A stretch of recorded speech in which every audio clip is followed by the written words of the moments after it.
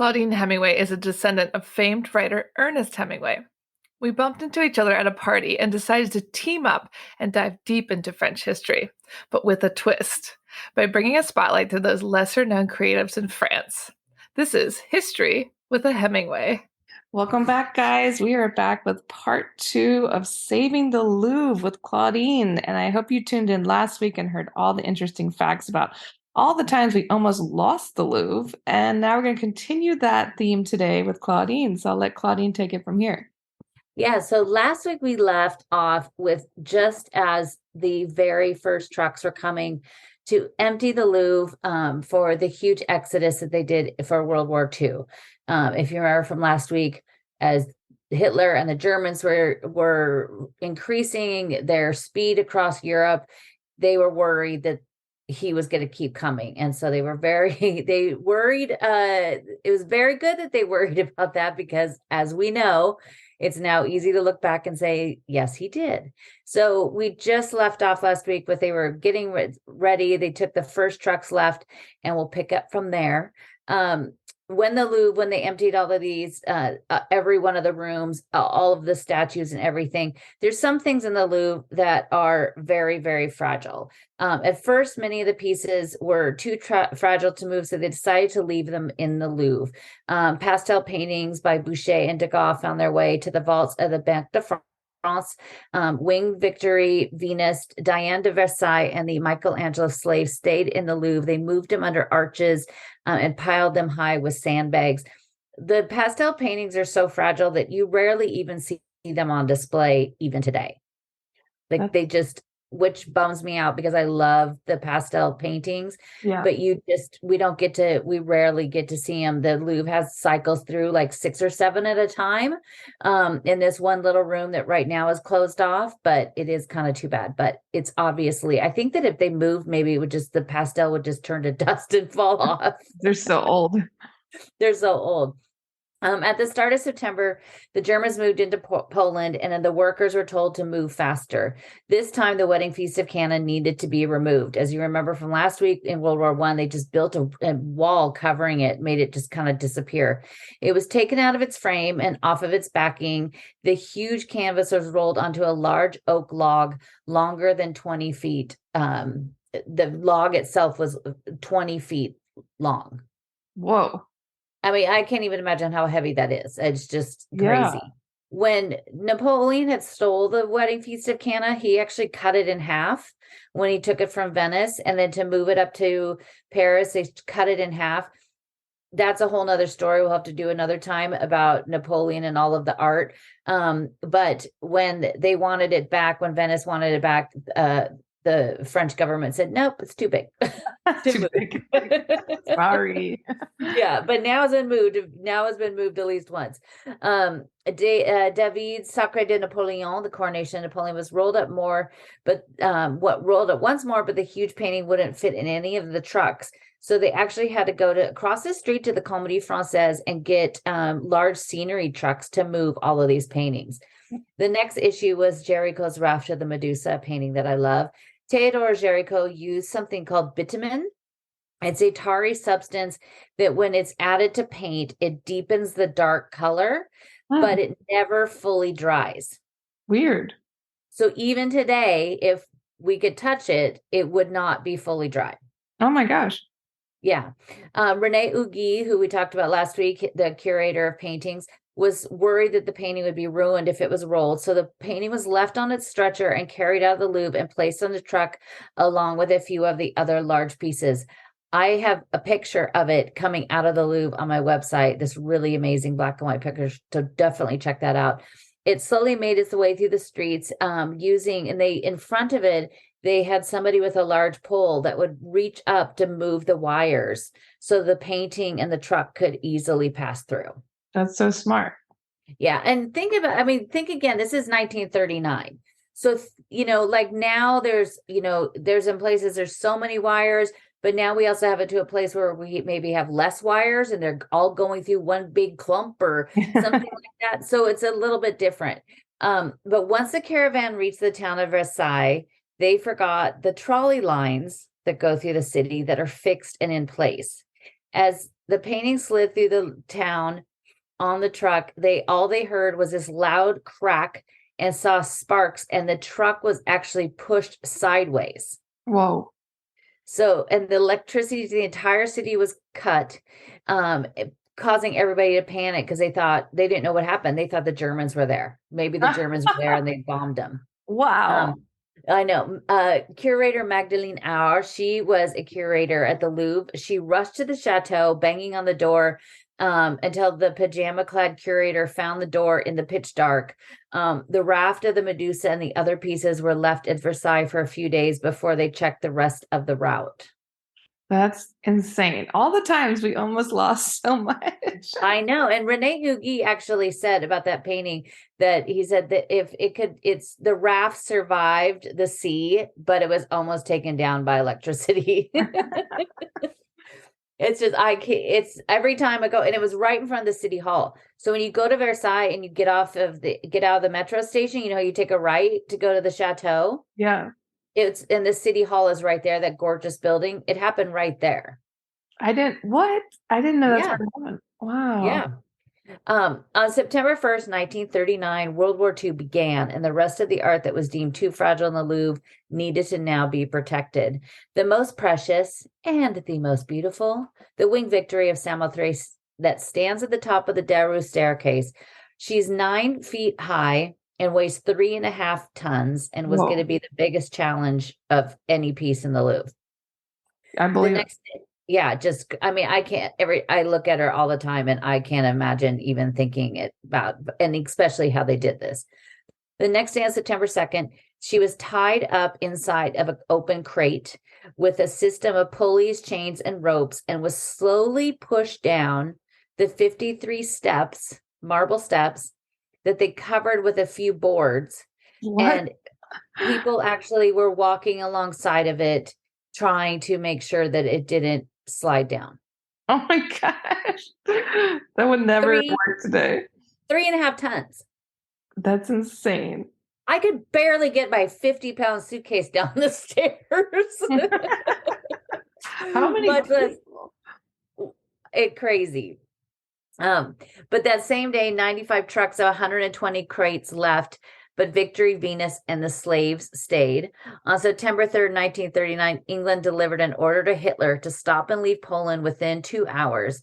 At 5 p.m., France declared war on Germany. 90% of the Louvre was empty by September 3rd, and then things quickly stopped. They were worried that the Germans were going to be on the cobblestones in a matter of days. So basically, the entire city, everybody froze in those days. But by the 6th of September, they realized nothing had happened. Nobody had come. Everything was still the same. Nothing. There was he wasn't even getting close. Jacques Joussard decided at the end of the month that the remaining art wasn't safe and they needed to be removed. It took until the end of October, on the 29th, when Victory, Venus, and the slaves left in a convoy of 29 trucks to the Chateau de Valençay in the Loire. They even took down Delacroix's ceiling in the Galerie d'Apollon. They were able to take it down because it was just a canvas, and rolled it up and was just behind Victory on its way to safety. That's insane. The two of my favorite things were pretty much the last to leave. In just over 5 weeks, 2,000 crates and more than 200 truckloads left the Louvre, filled with 3,691 paintings, thousands of objets d'art, furniture, sculpture, everything from not only the Louvre, but also from the Musée de Cluny, the Middle Ages Museum, the Carnavalet, the City of Paris Museum. High-value personal collections were given to the Louvre for safekeeping. 599 crates from Versailles, 1,400 from the Musée des Arts Décoratifs, and the 6,000 crates of private collectors. Whoa. Wow. Yeah. You can't even, everybody's moved at least once in their life. When you move and you where did all this crap come from? How do I have so much stuff? Because when it's put away, you don't feel like you have that much stuff. But when you put it in boxes, somehow it just multiplies. I can't even imagine. Not only was that, but they also packed up all the archives, which was another 1,000 boxes. Wow. Of the archives. It's just it's I can't even imagine. The Chateau de Chambord, down in the Loire Valley, is the largest chateau in the Loire. It dates back to 1519 when Francois Premier wanted a hunting lodge on the edge of the forest. He intended to live there, but in the end, he only spent 42 days in his 35 years that it was built. The immense size and the largest gave a key role in the evacuation of the Louvre. As the art left the Louvre, all the convoys had to stop at Chambord to be inventoried and then transferred to their final destination. But it did have its drawbacks with its size because it was incredibly visible from above. And at this point, they're in airplanes now. This isn't, the earlier, this isn't the siege of Prussia. So you had more things you had to think of. And it sat right out there in the middle of, just everything. The double staircase that was designed by Leonardo da Vinci made it really difficult to move crates of art. The doorways were quite low and many were damaged in the process. The Apollo ceiling by Delacroix remained there, as well as the drawings collection and the prints given by Edmond de Rothschild. The archivist that I mentioned, the archives, but archivist Lucy Mazarik came along with her thousands and boxes and books and the entire archive collection, which luckily I'm happy to be able to get to and use sometimes today. So thank you, Lucy. In the Musée des Armées de l'Armée, there's a part of the museum that is of models. If you've ever seen that, the Army Museum is a really, really amazing museum to go check out. But they have these plan relief, this one museum, and it took me a couple times going there to even find it. And it has all of these like little three-dimensional models of cities, especially the fortified cities. So they have one of Mont Saint-Michel, they have one at Carcassonne, and a lot of them were actually built and created for Louis XIV. And these at one point were in the Louvre. This museum was at one point in the Louvre. So those also left and were heading down to Chambord. They moved so much. It's stunning to think of how they did that. I mean, and also think about trucks. The trucks, now moving trucks are like semis. Back then they were like teeny tiny things. I mean, we're like French cars are smaller in general. Yeah. But could you imagine? I mean, it was just like basically like, here comes the milkman's truck. And it's like they're just trying to it was just amazing the amount they were able to do. Other chateaus were also used: Cheverny, Valençay, Louvigny, Courtland, La Palisse, Allier. Those are just some of the ones they used. Everything was thought out in the process. Curators and guards traveled with the caravan. When the first convoy rolled through the small towns, they couldn't figure out what was going on. These trucks covered with, these huge tarps with boxes. They didn't know what this was. Some of them thought that the circus was coming to town, and that's what they actually told people. But little did they know, it's like, here comes art from the 2nd century before Christ. I like that they said it was a circus. That was smart to throw people off. That way no one also, could see it. But it's like, why would the circus be coming during the war? Just trying to cheer people up. Yeah, just cheering people up. The painting department of its almost 7,000 or 4,000 pieces had to be split into multiple locations because there was just so much. They needed to be near each other so the curators and restorers could quickly travel between the two. At the Abbey de la Palisse and the Chateau de Louvigny, the majority of the paintings were hidden. Louvigny also was the where you would find the other large frame paintings. The Chateau de Chaperon held the large rolled paintings, including the Sacre de Napoleon, the Wedding Feast of Cana, and Gros Napoleon in Jaffa, which those will come up again. The Raft of the Medusa had to stay in Versailles a bit longer until they were sure it could actually make its trip safely to Chambord. On the back of the scenery truck, it garnered attention wherever it went, while the other trucks in the convoy traveled to Chambord. And they did it in the dark without the use of lights. Upon arriving at the chateau in the middle of the night, they realized that a truck was missing that was filled with all of the Watteau paintings. They found it the next morning after the sun came up on the banks of the river Loire, but because the driver mistook the lights of a bicycle for another truck, and that's who he followed. What? So he didn't lose the art; he just got lost. Yeah, I mean, nowadays there's a you clearly know the difference of the sizes of lights. Yeah. But back then, this again, was almost 100 years ago. That's so funny.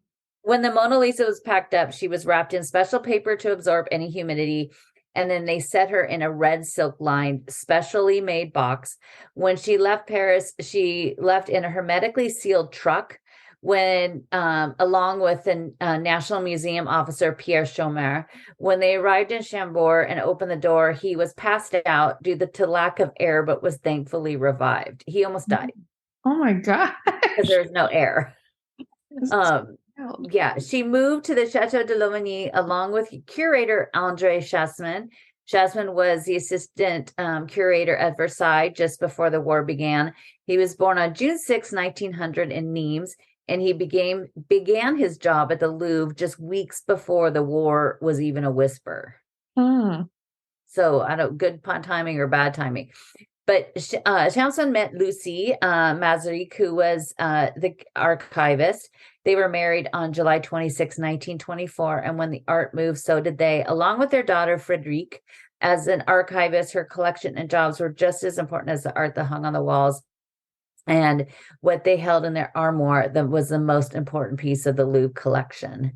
In the Petit Salon, the Chateau de Louvigny, La Joconde, as we call her here in Paris, Mona Lisa was hidden away and brought out once a week to check for any moisture.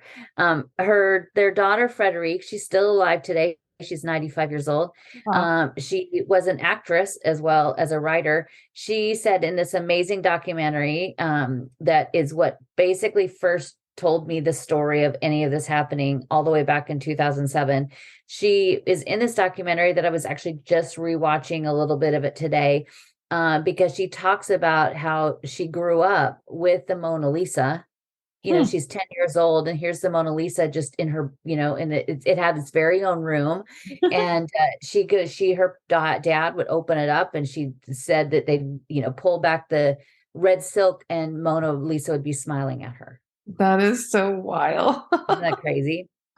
As the war raged on, the locations of art hung in the balance, and the decision had to be made along the way to move everything. In the spring of 1940, the Germans were getting closer and closer, and on May 16th, 1940, a plume of smoke was seen from the Ministry of Foreign Affairs on the Quai d'Orsay as they tasked the archives out the window into a burning pile to destroy them because the Germans were on their way. Wow. Yeah, you just can't even fathom thinking about this when you look back, what it would have been like in the moment. Jacques Chouchard knew the art wasn't safe and it was needed to be moved. And so they found a new location, the Abbey de Lac d'Eau. It was 80 miles northeast of Toulouse, farther into the country.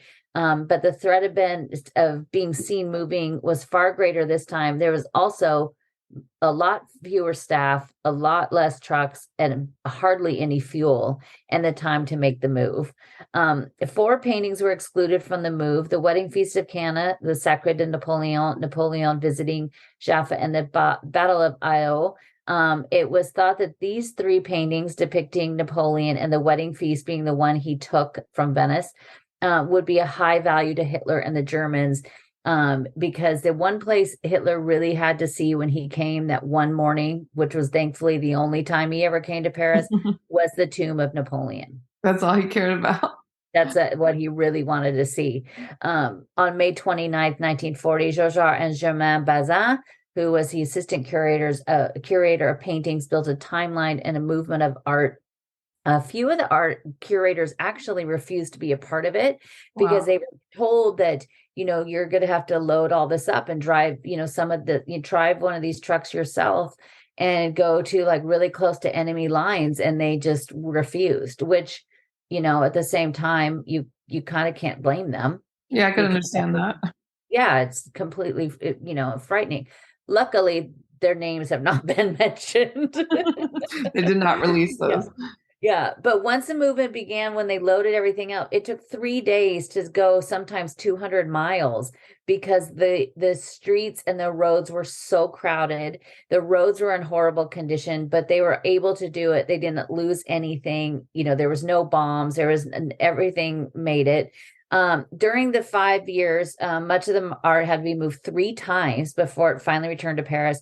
The Mona Lisa moved 6 times, and her caretakers and the little family with her moved right along. At each location, she had her own room and her own guards that stood outside the door. On December 26, 1944, the last German bomb was dropped on France, but the art stayed put. On April 30th, 1945, Hitler killed himself, and a week later, on May 7th, the Germans surrendered to the Allies. Thankfully. Wow, I can't believe how close it was when they were loading and hiding everything. Like it was. It's amazing. I mean, it's absolutely amazing that nothing was lost. When they wanted to get everything back, they thought, okay, now the war's over. We could do this. They had a new obstacle in the way for the curators. The cold and the lack of coal in Paris, even though it was beginning of May, made it really impossible to heat the large galleries. The cold and rising temperatures from visitors causes humidity, which is one of the worst enemies when it comes to paintings. Yeah. They were like, well, what we can't really do this because, here, and also to keep in mind that the size of the Louvre, as far as gallery space compared to now, was like a quarter of what we see today. Yeah. But they still had thousands and thousands of pieces in that space. They had to figure out a way to do this. On June 15th, 1945, at 5 a.m., the first convoy of art left from the Chateau de Montel. 2 hours later, all 3.5 tons of Wing Victory left for Paris on a truck provided by the British Army. Thank you, British Army. It took 9 hours to go 150 miles back to Paris. 9 hours. Well, I mean, you have to imagine. I mean, I would be terrified to be driving the truck that has Wing Victory, and you are probably driving like 20 miles an hour. Could you imagine? Yeah, being super careful. All of a sudden, a wing falls off or she topples over. I just would be terrified. The very next day, Delacroix, Liberty, leading the people, left. It's funny that the things that were the last to leave the Louvre are the first things that come back. Yeah, that's weird. Yeah. Liberty, leading the people, as well as the Boucher and the Watteau paintings. One thing that's really interesting from all the research and the million times I've read all these things, what most of the people, when they write about this, is they're looking at the collection of the Louvre as what it is today. But actually, at the time of war, there was no Musée d'Orsay. There was no Musée d'Orsay until the 80s. So the collection of the Orsay that you see today was once in the Louvre. So along with the French and Italian masters that were evacuating the Louvre, there was also Van Gogh and Manet and Monet and Renoir and Cezanne and all the Impressionists. That makes sense. But it's really interesting because there's a couple things, and I'll give a couple, like a book and some great things to watch about this. But it is interesting that none of them mention any of that, even though that's what was also why. I don't know if they just are looking at it in the frame of reference of what the Louvre is today. But that's how. It's nothing bad against what they did. I just kind of find that interesting. On June 21st, Wing Victory was back at the base of the Darrow staircase, and this time the entire staff of the Louvre stood by to watch her make her slow push back up the steps, which took 2 hours. I imagine it'd be harder getting her back up there. I would think so too. I mean, what if she I can't even imagine. I found pictures of it, and they're also on my website, so definitely go check those out. Of course, once they got her to the top, they stopped for lunch for 90 minutes because French before they completed her move. And once again, she was sitting up on top of her ship looking down. On June 30th, Venus and the Slaves returned. It had been 6 years since most of that art had seen the inside of the Louvre. Wow. So crazy. In the following weeks, the rest of the art, the antiquities, the crown jewels, furniture, and more made their return to Paris. Since the Louvre wasn't ready yet, they held a special exhibition in the smaller rooms just right off the Wing Victory, beginning on July 10th, 1945, where 83 paintings, including the Mona Lisa, could finally be seen again. While the art was gone, these curators did an amazing job, and they were working to restore and conserve these paintings. So they were setting up entire like restoration workshops to work on these paintings, but they didn't do that for the Mona Lisa, which they should have, because she really needs it now. Yeah. They should have taken that opportunity at that point, but I'm sure, when you look at techniques in 1942 compared to 2023, I'm sure it's a lot different. The large paintings didn't return till February 1946, and the Belle Allemande that came into the Louvre collection after Goring had traded for her came back. That is a amazing piece that is downstairs in the lower level of the Denon wing, just right off the Corlufel, kind of in a spot that most people only find if they are lost. But she is this beautiful carved wood statue of Mary Magdalene, and it is absolutely gorgeous.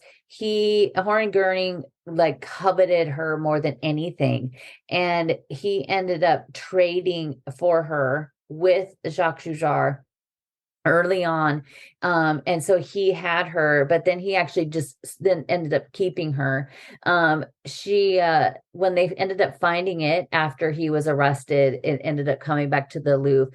But they don't talk about that. If you go and you look at the history on their website about it, it doesn't mention anything about that in the provenance or anything. I really wish the Louvre would maybe be a little bit more transparent about some of that stuff. Yeah. They really kind of just glance over any of that kind of history with pieces. That, there's other pieces in the Louvre that were stolen by the Nazis, but they were stolen from collectors, and then the collectors got it back and then gave it to the Louvre. Yeah, well, I think why they don't want to talk about too much dark history, I guess. I think it is, but I don't think they want to glorify it. And I don't think I'm obsessed with everything about this story, and we'll have to do another one about the art that came back. But I don't think in any means, way or shape or form that it's glorifying it. It's just, this is also part of the history. And if you're going to talk about the history of a piece, I think you need to talk about that as well. Yeah, you're right. They just talk about the artists. Yeah, they recently put it on Instagram, and then somebody sent it to me, and I said, oh yeah, except for I wish they would tell the whole story. And they respond back, they go, oh no, there's more there. And I'm like, no, there's a part of it they're not. Yeah, there's a big piece missing there. Yeah. One of the very last pieces to return that also made the greatest exit was, of course, Jericho's Raft of the Medusa, which had such a sparkling start. She finally returned on July 9th, 1946 from the Chateau de Sorsay with 8 other large paintings. On October 17th, 1947, after 8 long years, the Louvre was finally fully open to the public. It took 8 years. It took 8 years from the day that everything left. And she stayed open until 2020. Wow. Wow. Yeah. That's pretty good. We're happy with that. Yeah. While it was closed, they came up with this new strategy to hang the art as well. So before World War II, the art, because again, as I was saying, it's about the quarter of the size that we see today. The art was, and there's also, the Louvre has 35,000 pieces of art on display. That's not nearly anywhere near what they had at that time. So there was a lot less. If they had to empty it today, I don't even know. I'm sure they have a plan for that. They'd be really smart if they did, if that ever had to happen again, and God willing, it doesn't. But the art was hanging floor to ceiling, sometimes with just 3 or 4 inches between frames going up the wall. Wow. And so when they took everything down, and I mentioned last week how they used chalk and outlined it on the wall, and they would write, Da Vinci or, whatever it was. That's when they decided to start inventorying all the frames because they had so many of the frames. And they also decided how they'd lay out the entire museum. So when everything came back and they were able to do it that way and to take the time to figure it out, they did it so it was spaced out more and closer to what you see today when you go into the Louvre. Yeah, and I was reading also that the new director, Lawrence Dakar, she was saying she wants to start really limiting how many people can come in because everyone says going to the Louvre now is just so hectic and stressful because the old director was just trying to get the record-breaking numbers. And Yeah. she said she doesn't want people to be stressed out while looking at art, so they're going to start limiting everything. Yeah, they did. I mean, it used to be about 50. They used to have it at 50,000 people a day. So they're limiting it to 35,000 people a day, which is still a lot of people, but that is a huge difference. Yeah. So that is a lot less people this last week at the Louvre, because it's Easter week. It's a lot of American spring breaks and also some European spring breaks. It has been a nightmare. Yeah. Like the Orsay was all the way down the steps and down the block. Wow. And down the Quai. I have never seen it that bad. The Louvre, 3 days this last week, it was when I was there, the line went all the way into the back. Wow. Like, yeah. Every time I have to do and inside. It's just so crazy. Like Yeah. every time I have to do a photo shoot, it's just like impossible at the Louvre because there's 2 billion people. It is just, I mean, I was in there Wednesday afternoon with some people, and we were in the Denon wing, which is the busiest part. And it was almost impossible to move. Like Wow. it was all 35,000 were there at one time. Yeah. So it is definitely, and right now, like even in a couple weeks, I have a client and I needed to get her tickets for her, and the morning show slots were already filled up, and it was 3 weeks from now. Wow. So I really hope this is not what we have to deal with for the next 4 months. And it just was kind of everything crossed over at the same time right now. But if you are coming to Paris this summer, you're going to want to make sure you get your tickets. They do only sell tickets a certain amount of days out. So keep that in mind. So if you're coming in August and you go online to find tickets, don't have a heart attack. July's not even on. I don't think July's even online yet. I think it's just through June right now, but the Orsay limits, they even sell them closer in. But it is, a lot of people say the Louvre is a nightmare, and I just said it was. Yeah. But it's really bad in the Denon wing, which is where Mona Lisa is, and Wing Victory and Venus and the Sacre de Napoleon. But there are ways to do it. You could go early in the morning. You could go with a guide that knows everything about the Louvre, and she's completely in love with it. There are ways to do it because the 2 other wings of the Louvre have nobody in it. Yeah. All the time. True. Yeah, and but I think it is opening another it is entrance too. Like the new director said, she's going to open a new entrance because the main problem is everyone through the pyramid too.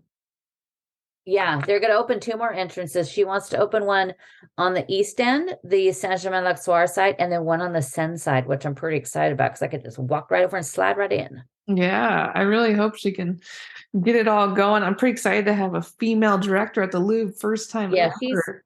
She is really great. She's doing a lot of stuff to kind of, I think, it's like any president or director or anything, they want to come in and undo what the last guy did. Yeah, shake things up.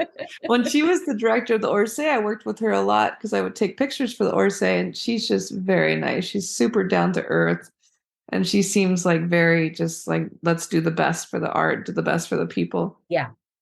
I mean, we're like best friends. I was at a cafe, she was there, and I walked by her one day and said bonjour. So we pretty much are almost best friends. Oh yeah, for sure. And it is going to be my goal to meet her someday, and I could just work for her. You'll get there. You'll get there.